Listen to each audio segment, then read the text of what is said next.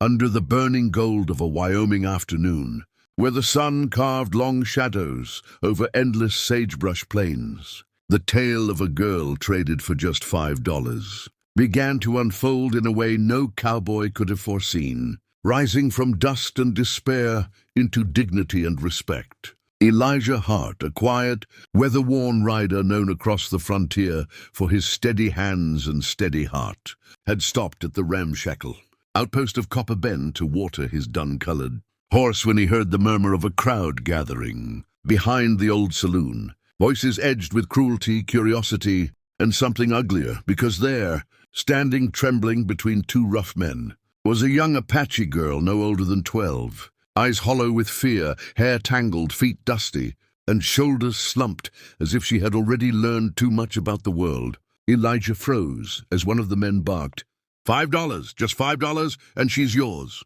And the crowd laughed as if a human life were no more than a chipped saddle or a broken pistol.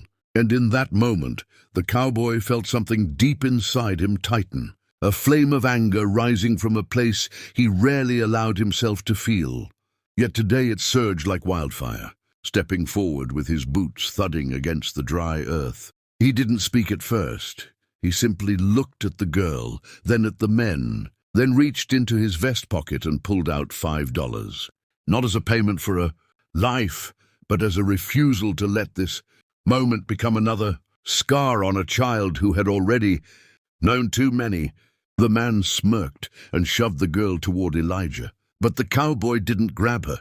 He offered his hand slowly, gently, waiting for her to choose. And when she touched his palm with a trembling breath of hope, he understood that no force of man or nature would ever take her dignity away again, leading her away from the jeers of the crowd.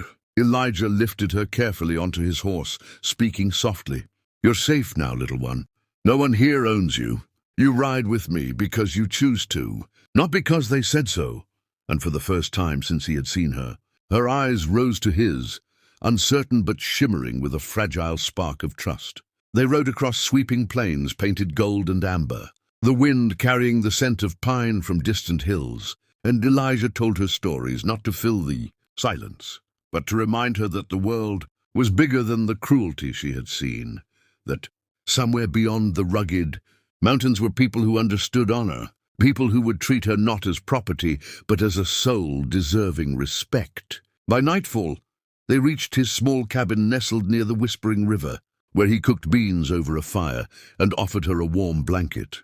And though she barely spoke, he didn't push her, he simply let her exist with dignity, giving her space to breathe, to feel human again. The days that followed transformed them both, as she learned the names of the horses, the sound of river stones shifting underwater, the warmth of sunrise on a porch where no one shouted at her, and the cowboy learned that strength wasn't proven by guns or grit but by gentleness, the quiet, powerful kind that heals instead of harms. Townsfolk began to notice the change around Elijah's homestead, and whispers spread that the fierce rider with the iron reputation had softened. But they were wrong. He had not softened. He had strengthened in a way more profound, because he stood firm whenever someone questioned why he'd bother with a $5 stray, answering only with a cold stare that shut every mouth. As weeks turned into months, the girl, whom Elijah finally learned was named Ayanna, regained her laughter, her spirit returning like spring water after a long drought, and she began helping with chores, feeding chickens, brushing horses, and showing him small Apache crafts she remembered from her mother. And each moment reminded Elijah of how deeply the frontier needed compassion to balance its brutality. But their peace was soon tested when the same men who had sold her arrived at his ranch with snarling arrogance, claiming they wanted her back now that they realized Elijah had made her useful. And the cowboy stepped out onto the dirt with a storm in his veins, eyes hardened like flint, saying in a voice low enough to chill the air, "You sold nothing. You threw away a child, and now you think you'll take her from where she's safe."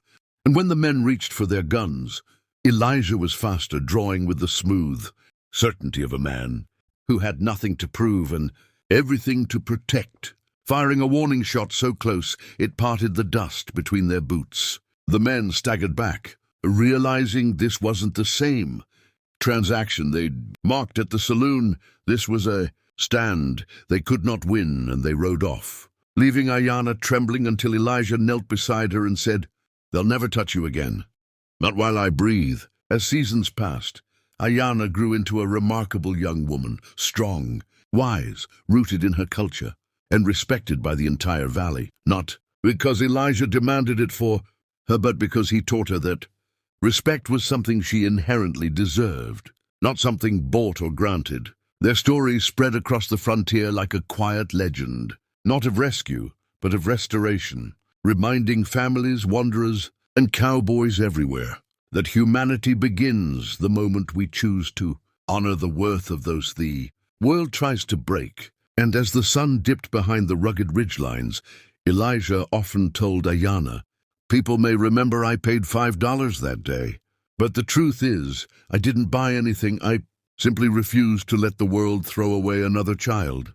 And somewhere, in the silent heart of the West, the wind carried their story across prairies, whispering a promise that kindness could change destinies, that dignity could be returned, and that even a hardened cowboy could rewrite history with nothing more than courage, compassion, and the simple belief that every soul deserves respect.